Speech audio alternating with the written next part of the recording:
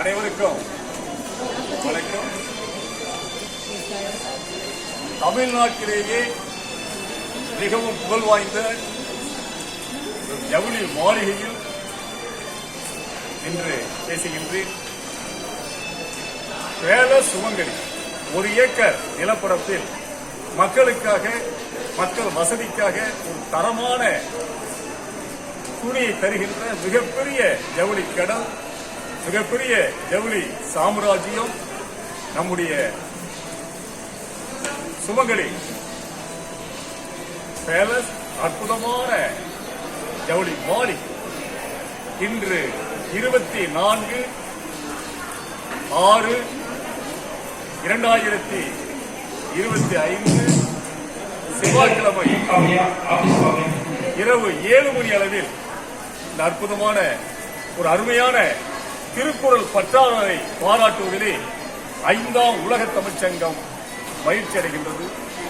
தமிழ்நாடு வியாபார சங்க பேருடைய மாநில துணைத் தலைவரும் 5ஆம் உலக தமிழ் சங்கத்துடைய நிறுவனரும் தலைவருமான இந்த முத்துக்குமரனார் பேசுகின்றேன்.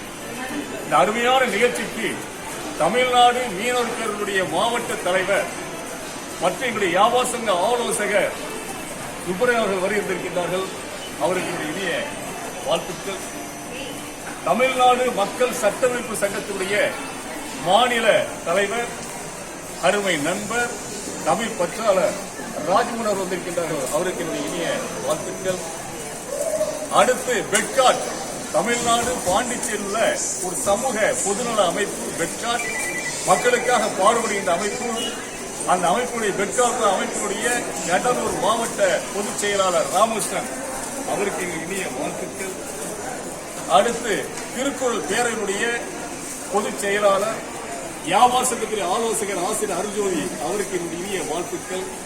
கலியமூர்த்தி, மிகப்பெரிய சமூக ஆர்வலர், தமிழ்நாடு சட்டமைப்பு சங்கத்திலே ஒரு நிர்வாகி, அவருக்கு இனிய வாழ்த்துக்கள்.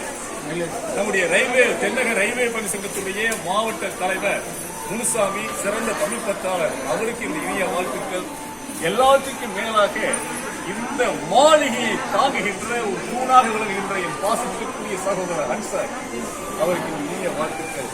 இன்றைய நெய்யினுடைய மாமன்னர், கதாநாயகன், பாசத்திற்குரிய சகோதரர், என்னுடைய அன்பு தம்பி, என்னுடைய உடன்பிறவா சகோதரர் விஷ்ணு தலைவர், இன்று அவருக்கு ஒரு பாராட்டு. எதற்காக இந்த பாராட்டு? ஏன் இந்த பாராட்டு?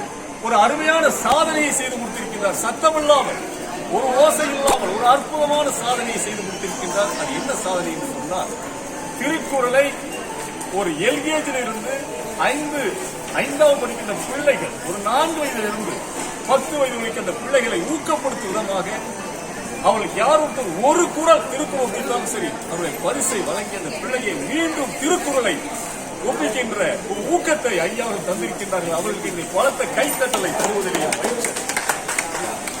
என்ன ஒரு சிறப்பு? நான் சொல்லுவேன், அவரே முன்கிறார், ஏன் பேர்த்தி வாங்கியிருக்கியா பரிசு? 30 திருக்குறள் ஒப்பித்து 2ஆவது படிக்கின்ற அந்த குழந்தை இந்த பரிசு வாங்கியது பெருமையா சொல்றாரு.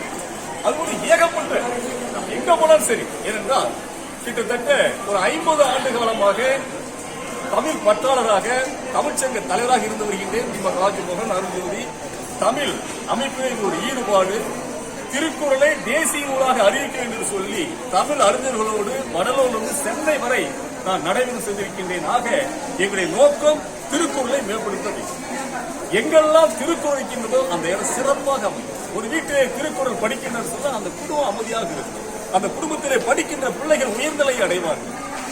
ஒரு தெருவிலே திருக்குறள் படிக்கின்றார்கள், அந்த ஊரிலே திருவுருவ சிலை இருக்கும் என்று சொன்னால் அந்த ஊர் செழிப்பாக இருக்கும். ஆக ஒரு உலக பொதுவரை ஜாதி, மதம், இனம், மொழி கிடந்து உலக மக்கள் அனைவரும் ஏற்றுக்கொள்ளக்கூடிய திருக்குறள்.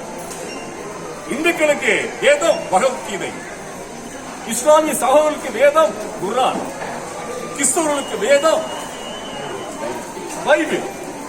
ஆனால் உலகத்தில் அனைவருக்கும் ஒரு பொதுவரை திருக்குறள். அந்த பொதுவரை ஐயா அதுதான் பாடம். திருக்குறள் பற்றாளர், திருக்குறள் பற்றாளருக்கு விரைவே மிகப்பெரிய ஒரு உயர்ந்த விருதை தருவதற்கு நாங்கள் தமிழ்ச்சங்க சார்பாக எண்ணி இருக்கின்றோம். அந்த வகையில் ஐயாவுடைய பணி மிக மிக பாராட்டுக்குரியது.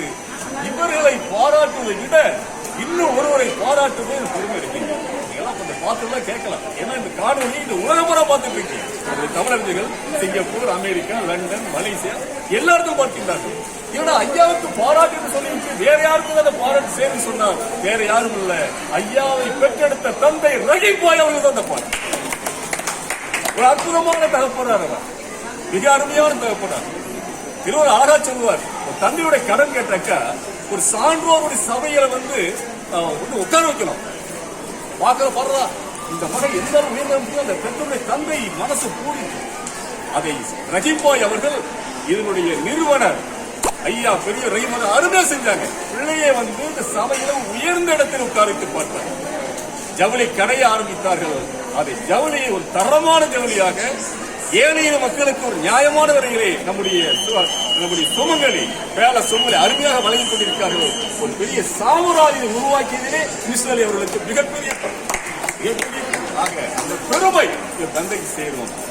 இதை விட ஒரு சிறப்பு மகன் தந்தைக்கு என்னக்க, இப்படிப்பட்ட மகனை பெற்றதற்கு தகப்பன் என்ன செய்திருக்க வேண்டும் அந்த பெருமை ஐயா கடைசி காலம் வரைக்கும் சரி. அவர் மனசுல ரஹீம் ஒரு மனசுல பெரிய மன நிறைவு. பிள்ளையை உயர்ந்த பிள்ளை குடும்பத்திலே சில்க்ஸ் ரஹீம் பாய் கடை சுமங்கலி சில்க் பேலஸ் என்று சொன்னால் இந்த தமிழ்நாடு மட்டுமல்ல, இந்த இந்திய அளவிலே மிகப்பெரிய ஒரு ஜவுளி சாம்ராஜ்யத்தை தந்திருக்கின்றார்கள். இறைவன் அருள் இவர்கள் பரிபூர்ணமாக நிறைவாக இருக்கும். இன்னும் எப்பொழுது ஒரு திருக்குறளை கையிலே எடுத்தார்களோ, திருவள்ளுவரை எப்பொழுது கையில் எடுத்தார்களோ, இன்னும் பன்மடங்கு இந்த கலை மேலும் செழிப்போம் கலைப்போம் என்று சொல்லி என் சகோதரர் இஸ்ரேலியை பாராட்டி எங்களுடைய 5ஆம் உலக தமிழ் சங்கத்தின் சார்பாக இந்த பொன்னாடி அணிவிப்புகளே பெரிதும் மகிழ்ச்சி அடைகின்றன.